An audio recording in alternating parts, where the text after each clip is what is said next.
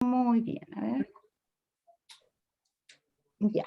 Muy buenas tardes a todos. Les doy la bienvenida. Vamos a iniciar ya la clase esta tarde después de haber tenido una confraternización.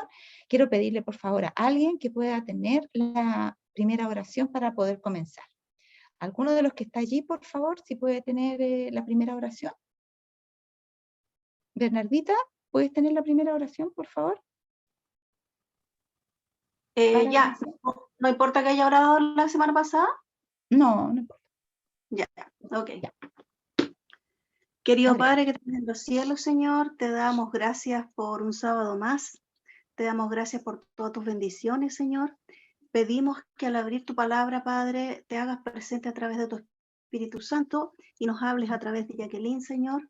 Limpia en nuestras mentes todo estorbo, Señor, en nuestros corazones. Toda cosa que nos desvíe, Padre, de poder entender y grabar tu palabra en ella.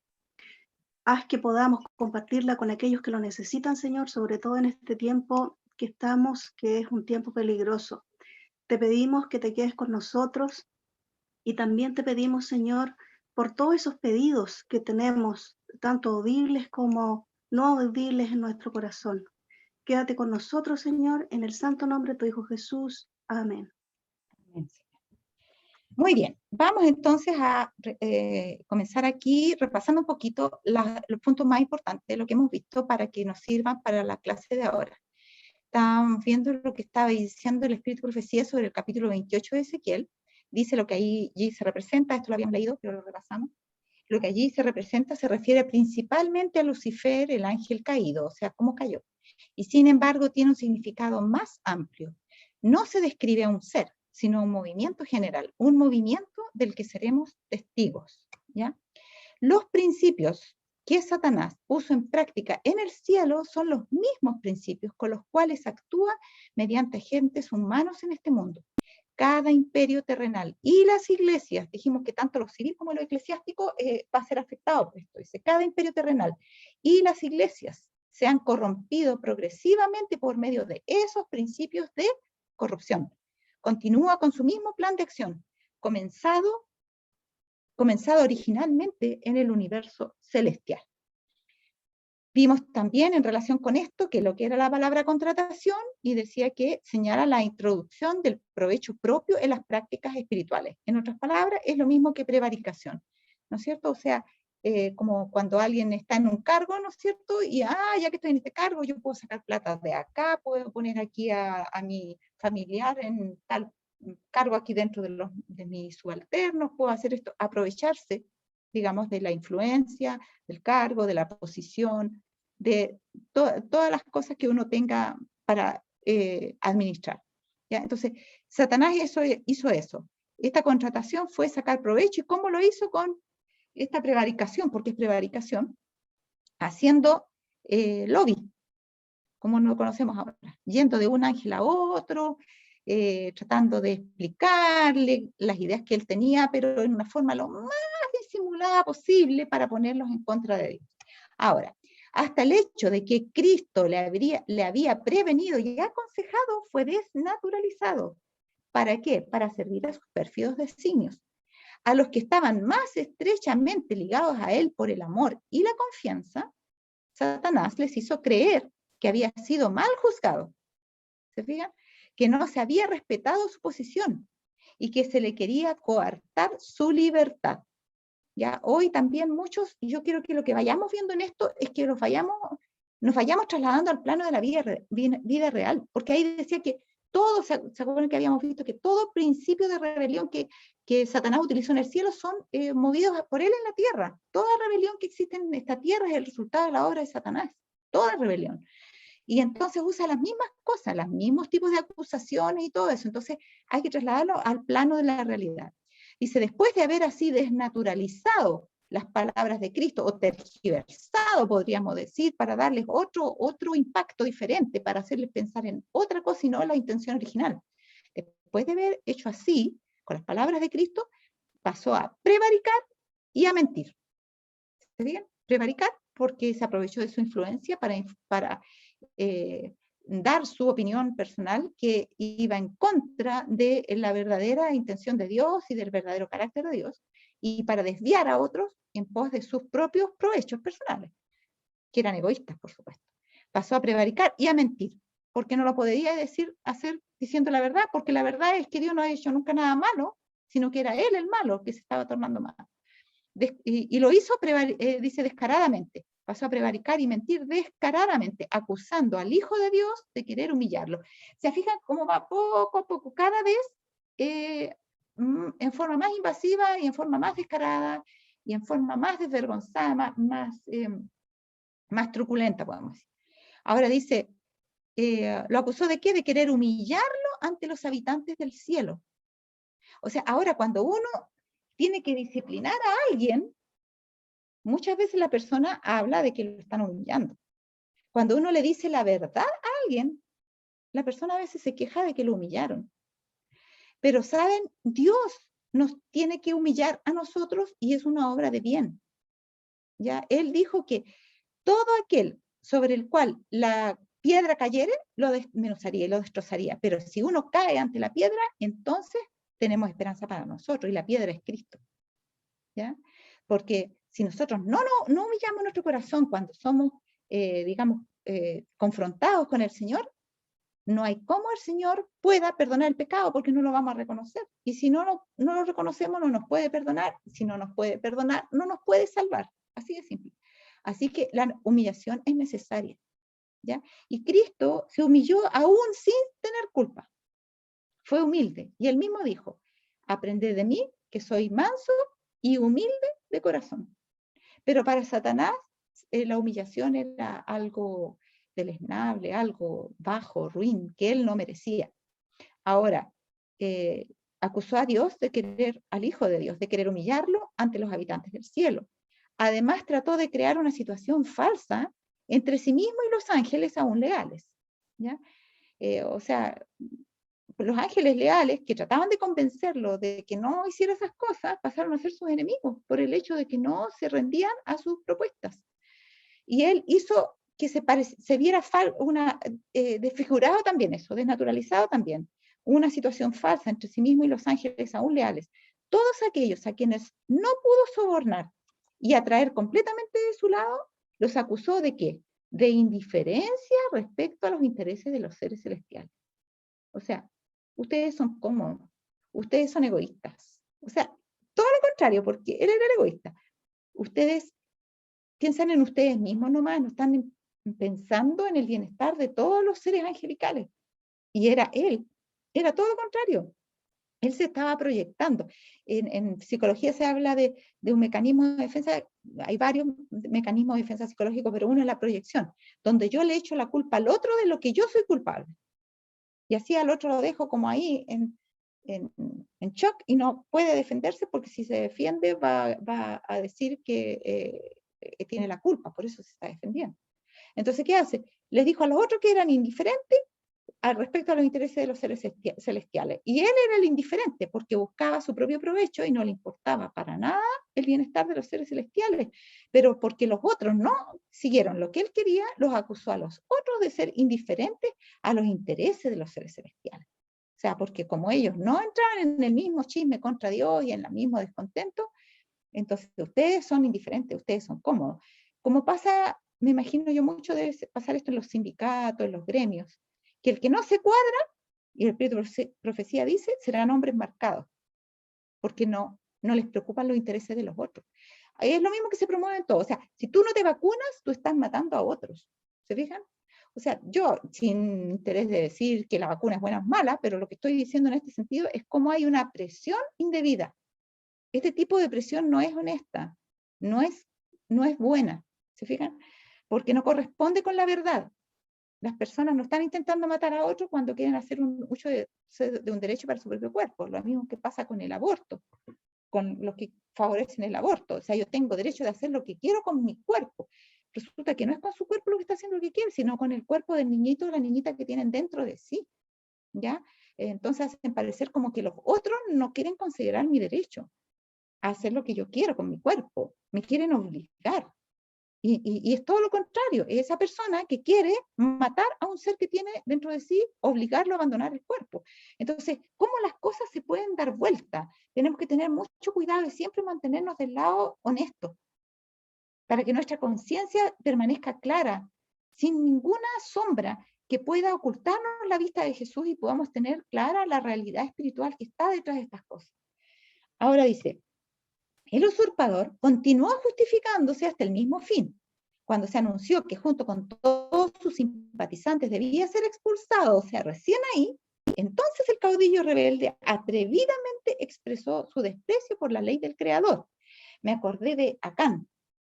¿Se acuerdan cuando preguntó Moisés, miren, aquí fuimos a Jai, 26.000 creo que murieron, israelitas, en esa batalla, cuando todas las habían ganado? Y decían, pero ¿qué pasará? ¿Por qué? Alguien aquí se portó mal. El Señor les dijo, hay pecado en el campamento. Y Acán, que se había robado el lingote de oro y los mantos babilónicos, que Dios le había dicho que no tomaran nada del anatema, del que estaba maldito y digamos, por Dios, ¿cómo se llama? Puesto sin remedio. Y Dios le dijo no tomaran ni tocaran nada de eso, y Acán había tomado esas cosas y la había escondido debajo de su tienda. Y entonces, en vista de todos estos que habían muerto y lo que había pasado, empieza la encuesta, bueno, por favor, confiesen, ¿quién hizo algo aquí que no se debía hacer con lo que Dios dijo? ¿Quién falló? Y entonces, Acán callado. Bueno, vamos a echar suerte, y empezaron por las grandes tribus, después las familias, Acán callado. A medida que se acercaban a su familia, callado. Cuando llegaron a su familia y dijeron es Acán, ahí recién él fue. Moisés le dice, confiesa, hijo, confiesa, a ver qué hiciste, haz algo, y bueno, si quieres, confiesa la verdad. Sí, de verdad, yo tomé un manto babilónico muy bueno y un lingote de oro, y yo lo escondí debajo de mi tienda. ¿Por qué confesó? ¿Porque le dolía a los 26.000, creo que eran, que habían muerto? ¿Confesó porque se dio cuenta, pucha, hice mal? Ya, lo menos que puedo hacer es decirle a todos que yo soy el culpable para que nos sigan aquí todos en la incertidumbre y no le vayan a echar la culpa a otro. No, esperó que se echaran suerte, que avanzara el asunto, y cuando ya fue descubierto, ahí dijo, sí, yo fui, yo lo escondí. Eso no es verdadero arrepentimiento. El verdadero arrepentimiento siente dolor por el pecado, dolor por el daño causado, dolor por haber defraudado a Dios, el deseo de nunca haberlo hecho, el deseo de ojalá mantenerse, pero aborrecerlo. La persona aborrece lo que hizo y todo lo relacionado con lo que hizo, ¿ya? Pero no trata de ocultarlo. Y como les dije, yo creo que la otra vez les dije de que me llamaba la atención, no fue la escuela sabática, no recuerdo, que me llama mucho la atención David, el verdadero arrepentimiento de David, cuando él pecó con Betsabé, dice que él escribió el Salmo 51, donde él confiesa la condición del hombre pecador, cuando se siente pecador. Y escribió ese salmo para ilustrar lo que había sido la experiencia de su pecado, para que nadie más pecara. Ojalá, o sea, es imposible, pero con esa intención. ¿Y qué hizo? Se los dio y les dio la orden que se cantara, que el pueblo lo cantara. Cuando otro habría tratado de ocultar, pero chuta, aquí estoy dejando en evidencia que yo pequé, porque aquí está diciendo clarito cómo yo me siento, y todos saben por qué me siento así, pero no importa que yo me tenga que humillar con tal de que eso le pueda ayudar a otros, para que no piensen, si el rey ya lo hace, ¿por qué no lo voy a hacer yo también? No, debo tratar de cerrar la puerta para que nadie más peque en esto. Y esa fue la humildad de David, que lo hizo muy grande delante de los ojos del Señor. Ahora miren, cuando se anunció que junto con todos sus simpatizantes debía ser expulsado, entonces el caudillo rebelde atrevidamente expresó su desprecio por la ley del Creador. O sea, ya que no me queda otra, entonces, porque si ya me van a echar, ya no puedo tener más ascendiente aquí, entonces me declaro abiertamente en contra de la ley de Dios, para decir las cosas bien claras, a ver si alguien más se pone de mi lado, o si los animo para que nos vayamos en contra de Dios y le ganemos. Condenó los estatutos divinos como una restricción de la libertad de sus seguidores. Ya no era su libertad, era la libertad de sus seguidores. O sea, todo era tan, ¿cómo se llama? Abnegado, que no se preocupaba por sí mismo, estaba preocupado de la libertad de los otros, no de la de él. qué mentira más grande. Por eso dice que mentiroso ha sido desde el principio, dijo el Señor. Dijo que era una restricción de la libertad de sus seguidores. Y declaró que tenía el propósito de conseguir que la ley fuera abolida. O sea, ahí ya, cuando ya no tenía dónde esconderse, ahí dijo la verdad. Y la verdad era esa. Él quería abolir la ley de Dios. De modo que la guerra de Satanás en el cielo contra Dios fue en contra de la ley de Dios. Ahí se centró su foco. La ley, o sea, la guerra de Satanás en esta tierra por medio de sus hijos, porque dijimos que están los hijos de la simiente verdadera y los simientes de la simiente de Satanás. Los hijos de Satanás, ¿no es cierto?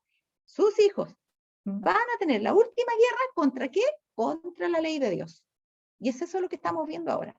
Pero finalmente se va a materializar en un punto, en el cuarto mandamiento, ¿ya? Que es el que lleva el título del dador de la ley, lleva el signo de su autoridad, por ser el creador, y marca cuáles son sus derechos sobre sus criaturas. Y por lo tanto, todos los demás mandamientos están dados en base a ese derecho que Dios tiene sobre nosotros. Ahora, esa última guerra entonces va a ser, igual como en el cielo, va a ser en esta tierra en contra de la ley de Dios. Y no en contra de la ley que nos beneficia a unos con otros, de la segunda tabla, sino de la primera, en los derechos que Dios tiene sobre nosotros, ¿ya? Porque Dios va a ir a lo más sagrado de la ley, que son los derechos de Él, ¿ya? Porque si respetamos los derechos de Él, vamos a respetar los de los otros. Pero si todos nos hacemos amigos para respetarnos entre nosotros, en la medida que las cosas las permitan, ¿no es cierto? Porque el egoísmo siempre saca a Dios del panorama y hace lo que me conviene con el otro mientras me sea conveniente. Entonces yo no cometo adulterio porque si no otro también puede cometer adulterio hacia mí. Yo no mato porque si no alguien se desquita y me viene a matar. Yo no robo porque si no también a mí me pueden robar.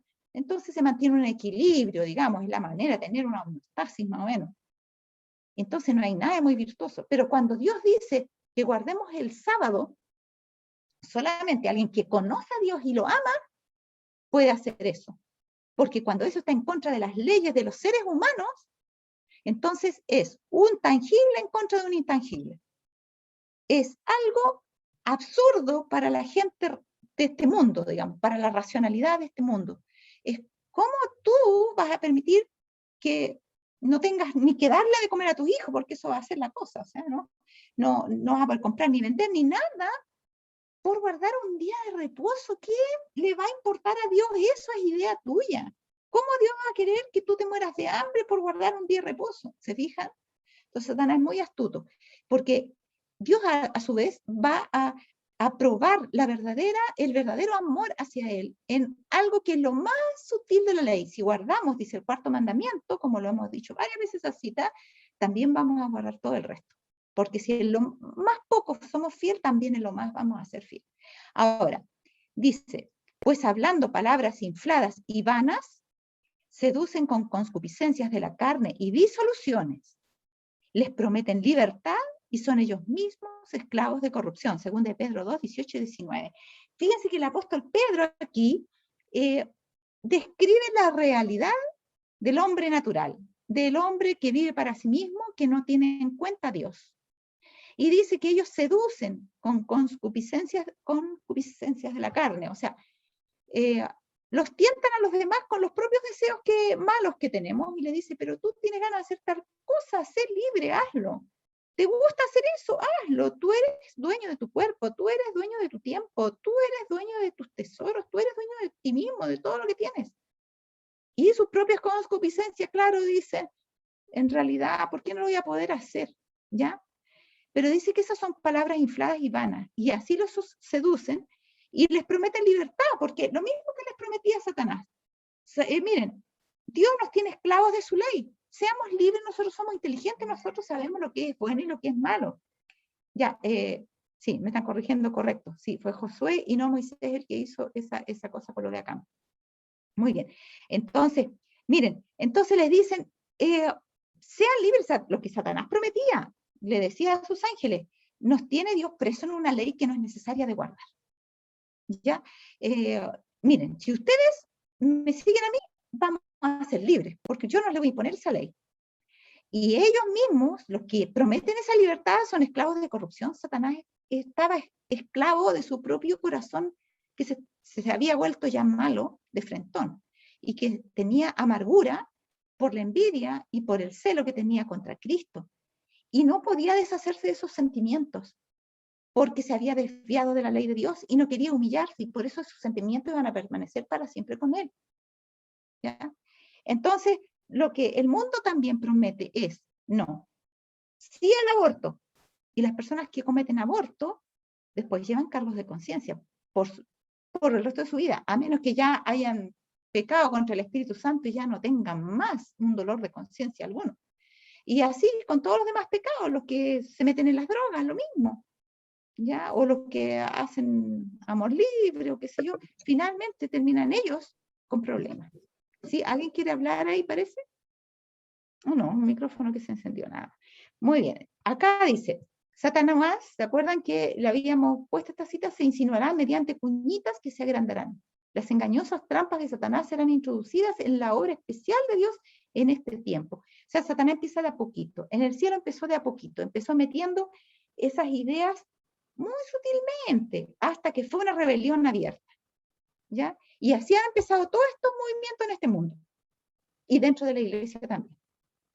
Así es que, miren, nosotros ya hemos votado en 2 o 3 congresos en contra de la ordenación de la mujer, ¿sí? Y sabemos que el hermano White dice que cuando nuestra iglesia, debidamente representados todos los campos en una sesión de la Asociación General, toman decisiones, la voz de Dios se hace oír en esas decisiones. Pero igual que en el pasado, ¿no es cierto? Cuando Balaam, ¿no es cierto?, le pedían que maldijera al pueblo de Israel y Dios le decía que no, entonces iba y preguntaba, le voy a preguntar a Dios por si acaso, de nuevo, iba. Dios no iba a cambiar de opinión, de nuevo, no, Dios me dijo que no. A ver, pero voy a preguntar de nuevo por si acaso. Ese es el pecado de Balaam. Ay, si le tuerzo el brazo a Dios y Dios me dice que bueno, para Dios siempre lo malo va a ser malo y lo bueno, bueno. Entonces, ahora se están empezando, o sea, hay divisiones completas que se revelaron por esto, y ahora está empezando a ordenar ancianas. O sea, de a poquito, ¿no es cierto? Si podemos ordenar ancianas, después podemos ordenar pastoras. Pero ¿y acaso no decidimos en el Congreso de la Asociación General que no? Entonces, para que ustedes vean, así como Satanás comienza una cuñita con una cosita, después otra más grande, después otra más grande, después otra más grande. Cuidado con ningún pecado es pequeño delante de Dios. Si nosotros nos dejamos vencer por esos pecados que consideramos pequeños, se van a agrandar hasta que sean una montaña. Y va a ser mucho más difícil vencerlos si es que realmente queremos hacerlo, porque si somos desobedientes, al final el Espíritu de Dios nos va a abandonar. Entonces hay que tener mucho cuidado de no jugar con el pecado. En el cielo, dice acá, todo es noble y elevado. Todos buscan, ¿qué cosa? El interés y la felicidad de otros. Todos buscan el interés y la felicidad de otros. Ninguno se dedica a velar por sí mismo y a cuidarse a sí mismo. Esto después que ya Satanás salió de allí, ¿te fijas? El principal gozo de todos los seres santos es presenciar el gozo y la felicidad de aquellos que los rodean. Y si nosotros queremos ir algún día al cielo, eso tenemos que tener también en el corazón, pensar más en los otros que en nosotros mismos. ¿Acaso no hizo eso Jesús? ¿Mm? Ahí mismo en Getsemaní, cuando nuestra salvación pendía en un hilo, el Señor llegó a sudar gotas de sangre pensando en todo lo que le esperaba, que iba a ser terrible, más terrible de lo que imaginamos, porque vamos a ver el tema de la encarnación y ahí nos vamos a dar cuenta cuán terrible era. Era más que morir una muerte de un mortal, era mucho más grande de cualquier muerte de nosotros. Y, sin embargo, por amor a nosotros lo hizo, porque quería tener el gozo de vernos redimidos para siempre felices en su ciudad eterna. Y nosotros también tenemos, y el Señor lo dijo, todo aquel que no aborrece todo lo que tiene y aún su propia vida, bueno, Lucas 14 lo leen con más detalle, no puede ser mi discípulo. No es digno de mí. Entonces, el Señor nos pide que lo demos todo por Él, así como Él lo arriesgó todo por nosotros, porque dice que hasta el mismo cielo se puso en peligro por nuestra salvación. ¿Ya? Y ese es el interés de todos. Los ángeles hasta ellos mismos se ofrecían para dar su vida con tal de que Cristo no la tuviera que dar. ¿Ya? Ese es el ánimo que debe haber en todo verdadero cristiano. Dice, nunca nunca se hacen daño unos a otros. Los príncipes del cielo, los potentados de este poderoso reino, solo son rivales en el bien, en buscar la felicidad y el gozo mutuos. O sea, cuando hay que cumplir un deber, yo lo hago. No, yo lo hago. No, si no, no te preocupes, de verdad, yo lo hago. Acá uno dice, ¿quién puede hacer tal cosa? Silencio. ¿Quién puede hacerlo? No, yo no puedo. ¿Y tú? No, yo tampoco, porque no, yo tampoco. Y otro dice, ay, menos mal, me libré de ese cacho. Entonces, hermano, ¿de qué estamos hablando? O sea, ellos son rivales, pero ¿en qué? En el bien. ¿Quién hace la felicidad del otro? Con renunciamiento propio y lo que sea necesario. El Señor dijo, más bienaventurada cosa es dar que recibir. El mayor allí es el menor en autoestima, como hemos dicho otras veces y cuando yo también les he mencionado esta cita. Y aquí hacemos qué cosa. Y a veces hasta la sociedad de jóvenes, yo he visto talleres de autoestima. Hermanos, cuando nosotros seamos humildes de corazón y no nos preocupe tanto el yo, no vamos a tener ninguna necesidad de subir la autoestima. Porque cuando comprendamos que Cristo dio su vida por mí, eso es suficiente para mí para saber lo valiosa que soy. No necesito más que eso. No necesito saber que soy más valiosa para los otros. Yo me baste con saber que soy valiosa para Cristo y punto. Y si nadie más aprecia lo que yo soy por hacer lo correcto delante de Dios, no importa. Lo importante es que Dios lo aprecie y que Él esté de acuerdo. La aprobación del cielo vale más que la aprobación de los hombres. Si yo viviera sola en una isla, no tendría problemas de autoestima. ¿Sabe por qué hay problemas de autoestima? Porque las personas se empiezan a comparar con los otros, lo mismo que hacía Satanás en el cielo. Pero en el cielo no es problema, porque el mayor allí es el menor en autoestima, y el menor es el mayor en su gratitud y en su riqueza de amor. ¿Ya? Entonces, cuidado, porque nosotros muchas veces caemos en el peligro de guiarnos por las máximas del mundo y por la manera de pensar del mundo. El cielo no es como el mundo, tan simple como eso. Los principios que gobiernan el cielo son totalmente opuestos a los principios que gobiernan este mundo, donde Satanás es el príncipe, él es el príncipe de este mundo. Así que cuidado con eso. Lucifer mismo al principio no entendía, y esto es lo complicado, porque él no entendía la verdadera naturaleza de sus sentimientos. ¿O no nos ha pasado a nosotros? A mí me ha pasado. Yo a veces no sé si lo que siento es bueno o es malo. Y le digo, Señor, perdóname, pero no sé, ¿estará bien que yo sienta rabia por esto, Señor, o no? ¿O está mal? Porque como que pensamos que los cristianos nunca tendríamos que sentir rabia, pero sí, hay cosas con las que hay que sentir rabia. Entonces uno empieza a ir más fino, más fino, más fino. Y nos damos cuenta que nuestro corazón es engañoso, no nos conocemos a nosotros mismos. Y Satanás mismo al principio no entendía la verdadera naturaleza, dice, de sus sentimientos. Durante algún tiempo había temido dar expresión a los pensamientos y a las imaginaciones de su mente. Sin embargo, no los desechó.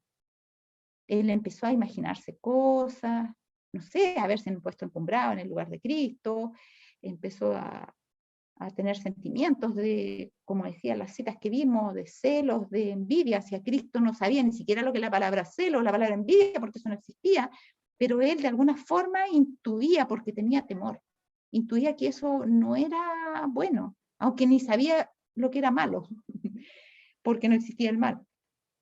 Dice, pero que había temido, y si había temido es porque algo intuía que no andaba bien. ¿Y por qué mejor no fue a consultar con Dios? ¿Por qué no lo hizo? No tuvo esa confianza. Hermanos, nosotros no caigamos en eso. Cuando nosotros tengamos sentimientos que no sabemos si son buenos o son malos, caigamos de rodillas y pidámosle al Señor que nos diga, si eso es malo, que nos dé el arrepentimiento. Si eso es bueno, que nos haga tener confianza en Él y en su juicio y en que estamos en lo correcto. Examinaos a vosotros mismos si estáis en la fe, dice la palabra del Señor. Es nuestro deber y es nuestro sano deber. Ahora, Él no dijo nada. Y finalmente, en vez de luchar en contra de eso, que como que intuía que no andaba bien, porque tenía miedo, en vez de preconsultarle a Cristo sobre eso, dice que esos sentimientos no los desechó, los dejó ahí, que se quedaran. Se conformó con la situación. Nosotros no debemos conformarnos con las situaciones que tenemos dudas si a Dios les agradan o no. Nunca, nunca debemos conformarnos. Pero aquel dice que quiso que sus criaturas tuviesen libre albedrío. No dejó a ninguna de ellas inadvertida en cuanto a los sofismas perturbadores con los cuales la rebelión procuraría justificarse. Porque una vez que dejamos que esos malos sentimientos, malas pasiones aniden en nosotros, tratamos de justificarlas. Porque nadie está hecho para vivir con la culpa, ni Satanás. Entonces, ¿qué hizo él? Trató de justificarse. ¿Ya? Entonces, el Señor dijo, iba a hacer algo, porque él no quiso que ninguna fuera inadvertida, que no sea que las personas o los seres celestiales en este caso pecaran porque no sabían que eso era correcto o no era correcto, porque no tuvieran las cosas claras. Y sabía por dónde Satanás iba a empezarlos a engañar. Entonces, dijo, antes de que la controversia principiase, debía presentarse claramente a todos, y eso Dios en su presencia, sabiendo que se iba a iniciar una controversia con lo que veía en el corazón de Satanás, antes que eso saliera a la luz, que comenzara a rodar, digamos, esta bola de nieve, antes de eso debía presentarse claramente a todos la voluntad de aquel cuya sabiduría y bondad eran la fuente de su regocijo. Y es necesario también que nosotros a veces pongamos reglas, pongamos límites, dejemos claro qué es correcto y qué no es correcto en nuestra familia, con nuestros hijos, en nuestro trabajo, con los empleados o con nuestros jefes. Nosotros debemos dejar claro algunas cosas. Y si alguien ya nos quiere dañar a pesar de eso, ya tendrá que vérselas con Dios. Pero si nosotros, y la Biblia lo dice, si nosotros, por ejemplo, a otro vemos que está en peligro, que se está metiendo en un terreno no correcto, y nosotros no le decimos nada, la sangre de ellos va a caer sobre nosotros, hermano. O sea, su perdición se nos va a achacar a nosotros, porque no le dijimos nada. Y Dios mismo se sujeta a esta regla. Entonces él dijo, no, yo no voy a permitir que nadie se pierda por ignorancia. Entonces, ¿qué hizo Dios? El Rey del Universo convocó a las huestes celestiales. ¿Para qué las convocó? Las convocó a comparecer ante él a fin de que en su presencia él pudiese manifestar cuál era el verdadero lugar que ocupaba su hijo. Ese era el problema que estaba teniendo Satanás. Satanás no estaba viendo que Cristo tenía un lugar superior a él y deliberadamente superior porque por derecho lo tenía. Y Satanás no quería admitir eso porque tampoco se daba mucha cuenta. Entonces, corría el riesgo que los otros ángeles entraran en lo mismo. Entonces, Dios citó a una reunión a todo el cielo y les dijo cuál era el lugar que ocupaba su hijo. Y también ahí les procuraba manifestar cuál era la relación que él tenía para con todos los seres creados. O sea, esta es la relación que yo tengo con ustedes, es la relación que yo tengo con mi hijo. El Hijo de Dios compartió el trono del Padre y la gloria del ser eterno que existía por sí mismo, porque los dos se sientan en un mismo trono, así que qué más que decir que la posición de Cristo con el Padre era de igualdad. Y eso a Satanás no le gustó, por supuesto. El Hijo de Dios compartió el trono del Padre, y quizás que fue a partir de ahí, no lo sé. Y la gloria del ser eterno que existía por sí mismo cubrió a ambos. Alrededor del trono se congregaron los santos ángeles, una vasta e innumerable muchedumbre. Millones de millones. ¿Tenemos una idea de cuántos son los ángeles que existen, hermano? Millones de millones. Y los ángeles más elevados, como ministros y súbditos, se regocijaron en la luz que de la presencia de la deidad caía sobre ellos. Ante los habitantes del cielo reunidos, el rey declaró que ninguno, excepto Cristo, el Hijo unigénito de Dios, podía penetrar en la plenitud de sus designios y que a Cristo, le estaba encomendada la ejecución de los grandes propósitos de su voluntad. Satanás era el principal querubín cubridor. Jesús le decía lo que tenía que hacer. Pero a Cristo, solo el Padre le decía lo que tenía que hacer. Y los grandes propósitos de Dios eran ejecutados por Cristo. Dice, a este le estaba encomendada la ejecución de los grandes propósitos de su voluntad. El Hijo de Dios había, el Hijo de Dios había ejecutado la voluntad del Padre en la creación de todas las huestes del cielo. Y a él, así como a Dios. O sea, porque imagínense, la voluntad del Padre, el autor, por decirlo de alguna forma intelectual, de la orden para hacerlo, el que da el vamos. Pero Cristo, el autor material, el que hizo ejecutó la voluntad del Padre. Y esa voluntad fue en este caso crear las huestes del cielo, al mismo Satanás. Y a él, así como a Dios, debían ellas tributar homenaje y lealtad. Cristo había de ejercer aún el poder divino en la creación de la tierra y sus habitantes. O sea, tenemos un proyecto inminente que hacer, que es la creación de la tierra, y el ejecutor principal de este plan es mi Hijo, es Cristo. ¿Por qué Dios estaba poniendo esas cartas sobre la mesa? Para que nadie tuviera cómo decir, es que yo no me di cuenta, es que yo no sabía, es que yo pensaba. Fíjense que dice que algunos ángeles, dicen, si no me equivoco, la verdad acerca de los ángeles, incluso como veían a Satanás en una situación, en una posición tan exaltada, porque tenía un trono, dice, radiante de luz, y era el principal de los querubines cubridores, que estaba en la misma presencia inmediata de Dios, algunos pensaban que él era el gobernante del universo. Así dice la cita. Se las voy a poner. Acuérdenme, a ver si me acuerdo. Bueno, ahora tengo otra que no la encontré, pero si la encontré, esta sí es fácil, yo la tengo esta cita por ahí. Pero sí está la cita. Él, ¿no es cierto? Había de más bajo rango algunos ángeles que pensaron que Satanás era el gobernante del universo. Entonces Dios tenía que dejar en claro, las cosas. Y eso nos da a entender, cuando yo veo esa cita, de que en el cielo hay rangos, y eso no es humillante. Que el cielo no es socialista, no son todos iguales. Hay distintos rangos. Así como en el cuerpo dice que a veces hay miembros más débiles y otros más fuertes, pero que el más débil es indispensable para el más fuerte, y a veces los que son de menor estima los tratamos con mayor honra, es la idea que eso produzca unidad y armonía, para que todos se necesiten unos a otros y todos sientan la responsabilidad por otros. Entonces, estas ideas que pensamos de que todos tenemos que ser iguales y todos somos iguales delante de Dios, hermanos, ni siquiera en el cielo. Ni siquiera en el cielo. Ahí uno lo ve claramente. A ver si no, ya, esa cita la tengo que poner. A ver si la encuentro. Si no, se las doy en la próxima, ¿ya? A ver.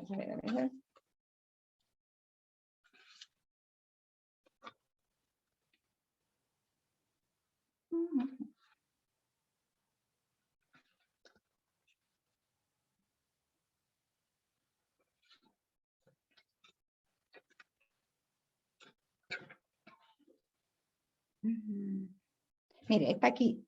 Está, la verdad, cerca de Los Ángeles, página 38, y fue sacada de Cada Día con Dios de la página 254. Dice 256, pero está equivocada, es la 254. Y dice así: su obra de engaño la hizo con tanta astucia que los ángeles menos exaltados supusieron que él era el gobernante del cielo. Y en otra, acá, en inglés dice, Satan, no sé leer muy bien en inglés, pero made the representation that all wrong insinuations existing in heaven originated among the angels, while he himself, bueno, dice, le había sugerido a ellos que Satanás hizo parecer a todos que las insinuaciones erróneas que existían en el cielo se habían originado en los ángeles mientras... no, ese es otro que está al lado.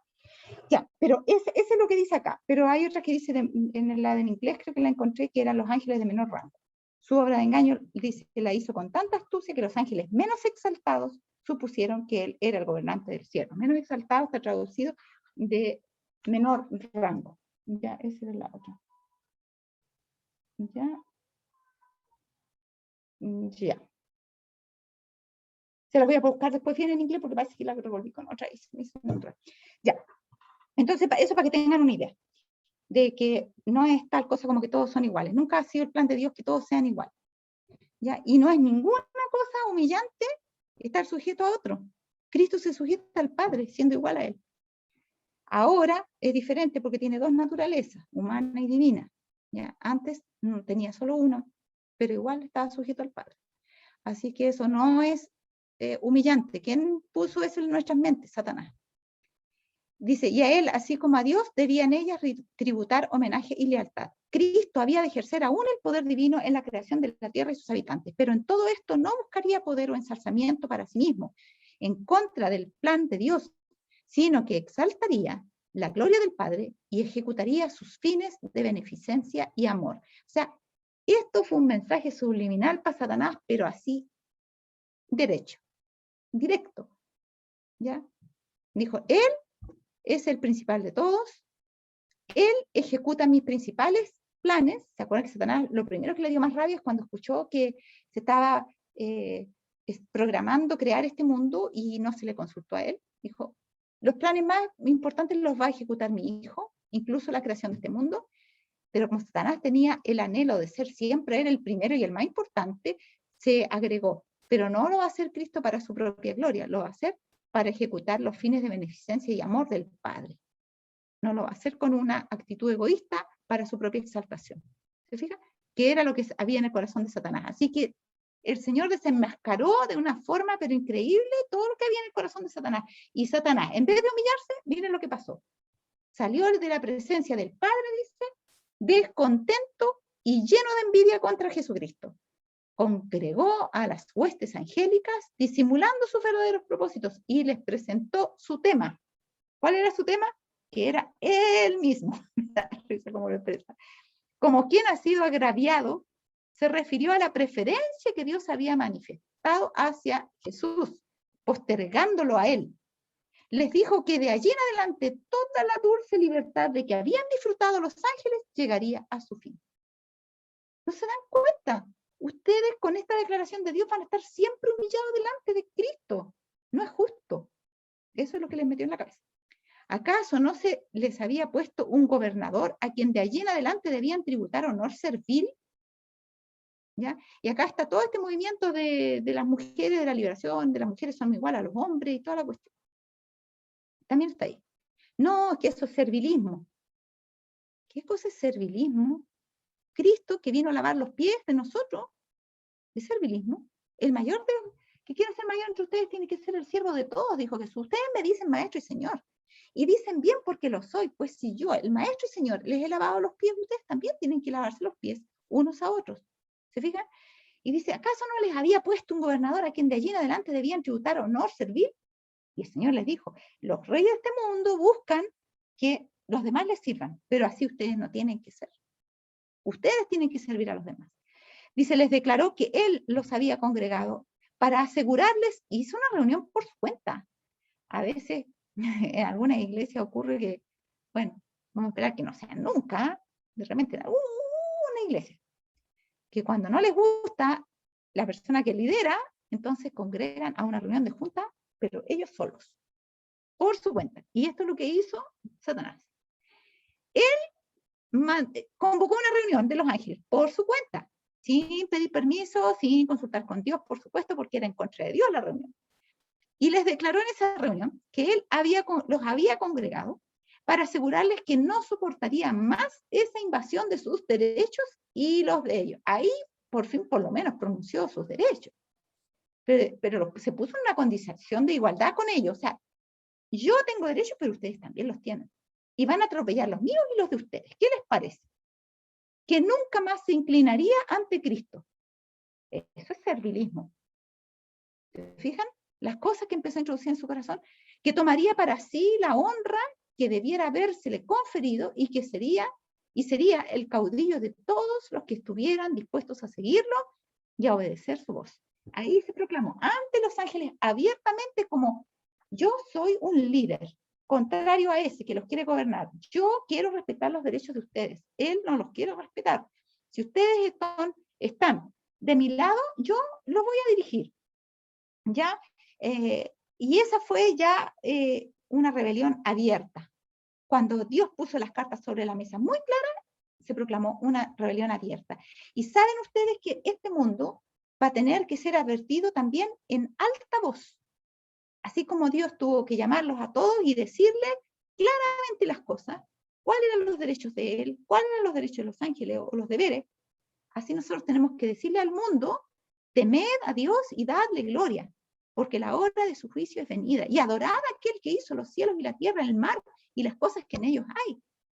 Tenemos que decirle al mundo cuáles son los derechos de Dios.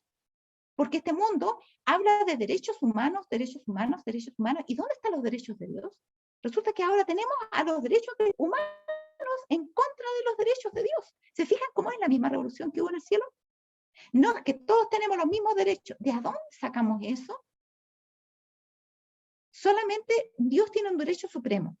Y nosotros tenemos derechos conferidos por Dios y debemos respetar los derechos de los demás en la medida que Dios lo estime conveniente. Pero cuando nosotros, para respetar los derechos de los demás, entre comillas, pasamos a llevar los derechos de Dios, entonces quiere decir que no tenemos nada claro. Todo está mal.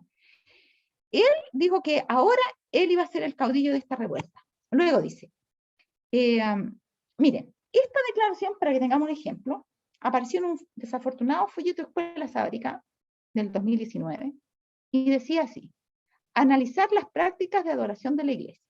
¿Son justas? Era una de las propuestas que daba el folleto. ¿Son significativas para los pobres? ¿Saben que cuando yo leí esto, me acordé de esa dama? Perdonen que les diga, pero ¿cómo es que esto significativa para los pobres? Yo estoy viendo por el bienestar de los pobres. Oiga, ¿la adoración para quién es? ¿Es para los pobres o es para Dios? No es para Dios. ¿Qué tienen que ver los pobres en la adoración para Dios? Pero acá, a cada rato trataba de justificar como que había que servir a los pobres porque eso era adoración. Satanás decía, no, si hay que, yo voy a ver por el bien de ustedes. Dios no ve por el bien de ustedes. La adoración de Dios es una adoración egocéntrica. Yo quiero el bien de todos ustedes, quiero la libertad de ustedes. Esto me suena a mí muy parecido. Y esa era la propuesta, que analizáramos las prácticas de adoración, las prácticas de adoración. Eso decía el folleto. Analizar las prácticas de adoración. Son significativas para los pobres. O sea, ¿qué lugar tienen los pobres si la adoración tiene que ver con Dios? Adorar a Dios, no a los pobres. ¿Se fijan? O sea, es lo mismo, tratar de hacerles parecer como que, bueno, que los pobres son importantes, porque si no, quiere decir que nosotros no estamos entendiendo las cosas. O sea, ellos son tan importantes como Dios, casi lo está poniendo en el mismo plan. Cuidado con esas cosas. Miren acá.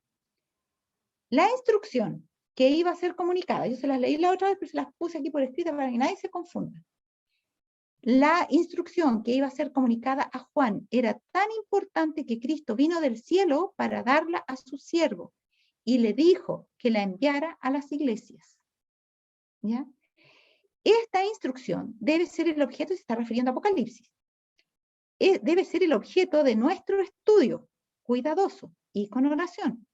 Pues estamos viviendo en un tiempo cuando hombres que no siguen la enseñanza del Espíritu Santo introducirán falsas teorías. Esos hombres han estado en puestos encumbrados. No son gente que viene de abajo, son gente que viene bajando de arriba. Esos han estado en puestos encumbrados, ¿ya? Esas personas, tal vez descontentas porque como Satanás, ¿no es cierto? Él mismo se salió de su puesto de cubridor por rebelión, pero bajó en su estatus. Y estos también, esos hombres han estado en puestos encumbrados y tienen proyectos ambiciosos que cumplir. Ya por alguna razón no están ahora en esos puestos, pero tienen proyectos ambiciosos que todavía están en ellos. Ellos van a introducir falsas teorías. Procuran, ¿qué cosa? Dice, ensalzarse. ¿No es acaso esta la misma rebelión de Satanás en el cielo? Procuran ensalzarse y revolucionar el desarrollo completo de las cosas. Esto es una profecía, hermano. ¿Y saben qué dijo el autor de ese folleto bien desafortunado? Cuando lo entrevistaron, cuando asumió el cargo, 2013 creo que fue, como 7 años antes del folleto, 5 años, ¿no? Folleto 2019 a 2013, 14, 15, 16, 17, 18, 19, 6 años. Él dijo que él traía una propuesta que significaba un cambio de paradigma para la iglesia, que tenía que cambiar todo. Esa era su propuesta. Y acá dice que estos hombres iban a procurar ensalzarse y revolucionar el desarrollo completo de las cosas. Dios nos ha dado una instrucción especial para que estemos en guardia contra tales personas. Entonces, hermana Jackie, pero no hable de eso, ¿por qué pucha hablar de esa persona? Oiga, aquí dice que Dios nos ha dicho, Dios nos ha dado una instrucción especial. ¿Para qué? Que estemos en guardia contra tales personas. Y nunca un guardia anda escondido. Ustedes entraron en el banco y han visto al guardia escondido entre la puerta y que le diga, no diga nadie que estoy aquí. No, hermano. El guardia tiene que estar ahí, visible, para que nadie se atreva a entrar. Ordenó a Juan que escribiera en un libro lo que sucedería en las escenas finales de la historia de esta tierra. Y esas escenas finales van a tener que ver con nuestra iglesia también. Ahora miren, Juan escribe, se cita Apocalipsis 18, 1 al 5, Elena White lo está citando, y está escribiendo, refiriéndose a Apocalipsis 18, 1 al 5, que es el derramamiento de la lluvia tardía y el último mensaje cuando se une el cuarto ángel a los 3 ángeles para dar la última fuerte pregunta, la última amonestación y denunciar los pecados de Babilonia. Elena White cita eso y dice, Juan escribe, Satanás mezclará de tal forma sus engaños con la verdad. ¿Y dónde está la verdad? ¿No está acaso en el pueblo de Dios? ¿Y cómo lo va a hacer para mezclar entonces esa verdad? Está también en cierto mínimo grado en el mundo, pero los que hemos sido depositarios de la verdad completa de Dios somos la iglesia remanente. Ahora, Satanás mezclará de tal forma sus engaños con la verdad que surgirán asuntos secundarios para distraer la atención de la gente del tema principal. Entonces ahí vemos uno de los propósitos de Satanás, distraer la atención. Satanás quiere distraer la atención de la gente del tema principal. ¿Y de cuál gente? No está hablando de la... Fíjense que ustedes, si estudian bien el contexto, no está hablando de la gente del mundo. Claro que quiere distraer a la gente del mundo, pero aquí está hablando en el contexto de la iglesia. Porque está hablando de mezclar los engaños con la verdad. Está hablando de asuntos secundarios, no para el mundo, sino que secundarios para la iglesia, para distraer la atención de la gente que son los miembros del tema principal. ¿Y cuál es el tema principal? No es el tema principal del mundo, es el tema principal de la iglesia.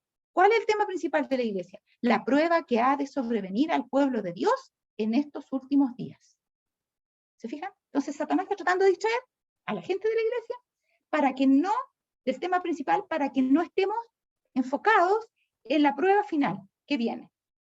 Sé, dice la hermana White, por la luz que Dios me ha dado, que el mensaje del Evangelio para este tiempo se está dejando de lado para realizar la obra en favor de los menos favorecidos.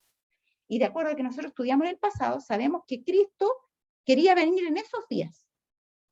Y que cuando Cristo tuvo que mandar a sujetar los vientos para retrasar todo porque su pueblo no estuvo a la altura, entonces tuvo que dejar pasar tiempo y ahora estamos volviendo a ese mismo punto de nuevo para continuar lo que quedó suspendido. Así es que esto que pasó en este tiempo se está por repetir ahora. En ese tiempo se estaba dejando de lado la obra evangélica para trabajar en favor de los menos favorecidos. Eso estaba pasando en los días de Elena White. Y dejó de pasar porque Cristo mandó sujetar los vientos y todo volvió para atrás. Pero ahora se vuelve a repetir lo mismo, así que hay que estar atentos, porque todo eso que pasó con nuestros pioneros tiene que repetirse. Y tenemos que ir más allá, porque ellos no alcanzaron a ir más allá. Ahora, esta obra se está convirtiendo, ¿cuál obra? La de realizar la obra en favor de los menos favorecidos. Esta obra se está convirtiendo en la actividad predominante en este tiempo, pero Dios no ha dispuesto que sea así.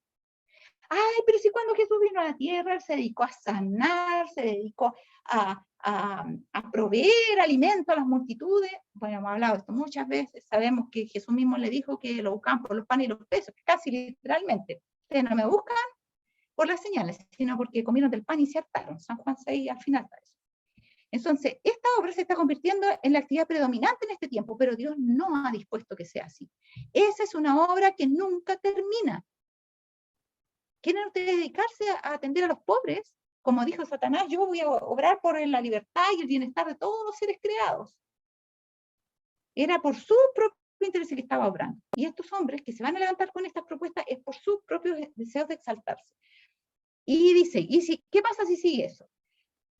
Y si se sigue desarrollando tal como se ha venido haciendo en el pasado, porque ya cuando ella habla de esta advertencia ya era una cosa que ya estaban dando, su consolidación requerirá todos los poderes del pueblo de Dios. Todos los poderes del pueblo, porque una obra que no termina nunca. Hermano, uno de los objetivos de la ONU es acabar con la pobreza. Es uno de los objetivos que planteó el autor de ese folleto desafortunado que estábamos mencionando. ¿Cristo vino a acabar con la pobreza cuando vino a este mundo? No, hermano. Y si se hubiera dedicado a eso, ¿podría haber completado la obra de establecer su reino? No, hermano. Y nosotros, si hacemos esta obra de acabar con la pobreza en este mundo, ¿vamos a poder acabar con la terminación de la obra de Dios? No, hermano. ¿Se fijan las trampas? ¿Cómo Satán nos distrae? Dice, su consolidación requerirá todos los poderes del pueblo de Dios y la obra de preparar un pueblo. Ahora, no quiero decir que nos vamos a descuidar de los pobres, pero no es esa nuestra obra principal, ¿ya? La obra de preparar un pueblo que se tenga en pie en medio de los peligros de los últimos días no se realizará nunca. Y claro que es una visión, porque la hermana Juay dijo claramente, espérense, dice, Juan escribe y dice lo que escribe y dijo que ¿por qué Satanás está tratando de hacer eso? Y está diciendo que Dios no ha dispuesto que sea así y está advirtiéndonos que nuestra obra es preparar un pueblo y que si nosotros estamos en esto otro de gastarnos en cuidar de los pobres, nunca vamos a realizar la obra que Dios quiere. Eso es lo que Dios le mostró a ella. Ahora, vi grandes compañías absortas en la obra a favor de los marginados.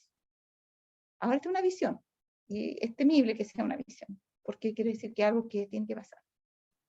Vi grandes compañías absortas en la obra a favor de los marginados, mientras que en toda la viña del Señor había campos maduros para la cosecha que estaban destituidos de la verdad. Así como la mujer samaritana, parecía que era un pueblo perdido, así que tanto esfuerzo. Y el Señor, luego de hablar con ella, les dice a sus discípulos, le dice, Señor, come, pero come, no, yo tengo una comida que comer que ustedes no saben. Y les dice, y él les preguntó, ¿ustedes acaso han escuchado que faltan no me acuerdo cuántos meses para la siega? Pues fíjense que yo veo los campos blancos para la siega. Y no hace más que decir eso, y al poco rato aparece un montón de gente de Samaria que viene a escuchar su palabra. Gente que jamás se habrían imaginado ellos que iban a ir donde un judío para que el judío les predicara, porque se odiaban los samaritanos y los judíos entre sí, y ellos vienen a Cristo por el testimonio de una mujer de mala vida. ¿Se fijan? O sea, cuando los campos estén más maduros para la cosecha, nosotros si no estamos con el Espíritu de Dios, no lo vamos a entender así. Y vamos a andar tratando de ganar almas, haciéndole favor y regalándole cajas de alimentos, hermano. No, el Señor Jesús vino a sembrar y a dar de comer, pero para la vida eterna. Yo soy el pan vivo que descendió del cielo. El que come de este pan nunca más va a volver a tener hambre. Esa es la verdadera saciedad que el mundo busca. Lo demás debe darse en la medida que está en nuestras manos. Cuando se nos presente la necesidad de alguien, tenemos que ¿cómo se llama? Que ayudar a esa necesidad y tenemos que darle lo que necesitan las personas, pero no es esa nuestra obra. El Señor no se dedicó a eso. ¿Cuándo les dio de comer el Señor a las multitudes? Cuando Él les había dicho, buscad primeramente el reino de Dios y justicia y todas las demás cosas van a ser añadidas, y ellos estuvieron 3 días perseverando, escuchándole hablar, y pasados los 3 días tenían hambre, y el Señor dijo, yo no quiero que se me desmayen por el camino, porque algunos de ellos han venido de lejos. ¿Por qué dio todas esas razones? Para mostrarnos los principios que lo guiaban. Entonces Él cumplió con su promesa, porque ellos lo habían buscado a Él primeramente, ahora corría peligro su vida. Se iban a ir, se iban a desmayar o su salud, se iban a desmayar por el camino. Entonces el Señor le dijo, siéntense, no tienen necesidad de irse, denle ustedes de comer, pero ¿cómo, Señor? ¿De dónde vamos a sacar pan para tanto? Bueno, tráiganme algo, y trajeron el pan, los peces, los partió y le dio de comer a todos y sobró. Entonces, claro, todos lo buscaban ahora por los panes y los peces y querían que el Señor se dedicara a alimentar a la gente. El Señor le dice, no, usted no me buscan por las señales, sino porque comieron del pan y se hartaron. Luchad no por la comida que perece, sino por la que a vida eterna permanece, la cual el Hijo del Hombre os dará. Esa es nuestra misión. Nunca tenemos que perder el foco. Todo lo demás es lateral, no es el foco. Este es el foco, nuestra misión. Evangelizar al mundo, hablarles de vida eterna, no de vida temporal. También tenemos que preocuparnos de las necesidades temporales en la medida de lo posible, pero no embarcarnos en eso como si fuera nuestra gran obra. Los objetivos de la ONU no son nuestros objetivos. Dios nos ha dado sus propios objetivos que debemos cumplir en este mundo. Ahora, dice, Vi grande compañía absorta en la obra de favor de los marginados, mientras que en toda la viña del Señor había campos maduros para la cosecha que estaban destituidos de la verdad. Toda organización entre nuestro pueblo, está hablando de organizaciones, porque hay organizaciones que se dedican en nuestro pueblo a esto. Toda organización entre nuestro pueblo, tanto como toda persona individualmente, ¿ya? Es responsable ante Dios de dar el último mensaje de advertencia al mundo con voz potente. Así que está hablando la iglesia, que las organizaciones seculares no tienen ese cometido. Son las organizaciones de nuestra iglesia las que tienen el cometido de dar el último mensaje de advertencia. Y está diciendo claramente, si ustedes lo ven, toda organización entre nuestro pueblo, claro, tanto como toda persona individualmente, es responsable ante Dios de dar el último mensaje de advertencia al mundo con voz potente. Se deben hacer llamados decididos y enérgicos de la mejor forma posible. Manuscript Releases, página 160. ¿Alguien tiene alguna pregunta que hacer? Porque nos quedan 4 minutos para terminar la clase. ¿Alguien quiere acotar algo? ¿O preguntar? Ya que sí. Yo quiero preguntar algo. Sí. Dale. Lo que pasa es que en la semana estuve leyendo la verdad sobre los ángeles y hay una cita en donde la hermana White dice que en los últimos tiempos los encargados de terminar la obra de Dios van a ser los ángeles del cielo. Eso, o sea, yo siempre he sabido de que los encargados van a ser el pueblo escogido de él, los últimos, el remanente. ¿Cómo se puede mezclar? Mira, primero tendríamos que ver la cita bien para ver bien cada palabra, analizar cómo lo dice. Porque puede un poquito antes o un poquito después dar a entender que los ángeles somos también nosotros en la medida que somos enviados. Cuando habla de los mensajes de las 7 iglesias, la misma hermana White dice que los ángeles de las 7 iglesias son los encargados de esas iglesias, los encargados humanos, ¿ya? Pero son ángeles en el sentido que son mensajeros para las iglesias. Ahora, eso es una posibilidad que la cita está apuntando en ese sentido. La otra posibilidad es que la cita está diciendo que los ángeles van a ser nuestros ayudadores, ¿ya?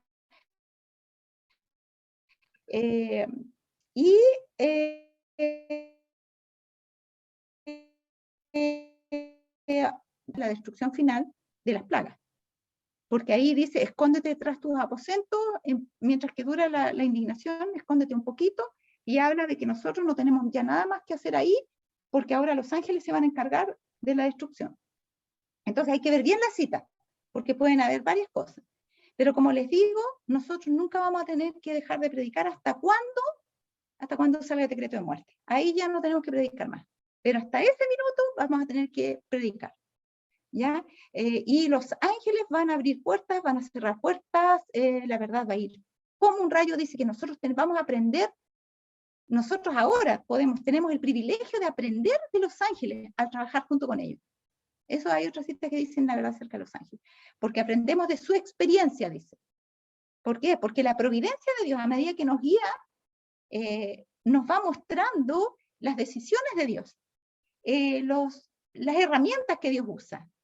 Ha sido mi experiencia. ¿Y quiénes son los que nos están mostrando las decisiones de Dios y las herramientas que usa? Los ángeles, nuestros ángeles que nos acompañan. Cada uno de nosotros tiene uno, guardián, que lo guía y que lo ayuda para cumplir la misión. ¿Se fijan? Entonces, esa cita va a haber que verla. Si tú me la das después, la analizamos en la próxima clase en su contexto. ¿Ya? Claro. Gracias. No hay de qué. Gracias. Ya, muy bien. No sé si alguien más tiene algo que acotar. Queda un solo minuto. Yo creo que mejor vamos a tener que dejar hasta aquí, porque para no empezar con otra cita y nos vamos a alargar. A menos que alguien quiera preguntar algo más o hacer alguna acotación. ¿Ya? Ya, si no es así, entonces será hasta el próximo sábado. Nos veremos nuevamente a las 4:30 y continuaremos con este interesante tema. Que Dios bendiga, tenemos que ver un poquito más esto, vamos a ir comparando. Lo importante es que vayamos viendo cómo se relaciona la caída de Satanás y la manera de ser de Satanás con la de sus hijos, porque estamos en una guerra de las simientes, ese es el tema. Los hijos del diablo y los hijos de Dios. Dijimos que los hijos del diablo, dijimos en la clase anterior, se iban a transformar en habitación de dragones, y mientras que los hijos de Dios vamos a ser donde va a habitar el Espíritu Santo, nosotros vamos a reflejar la imagen de Dios y ellos van a reflejar la imagen del diablo.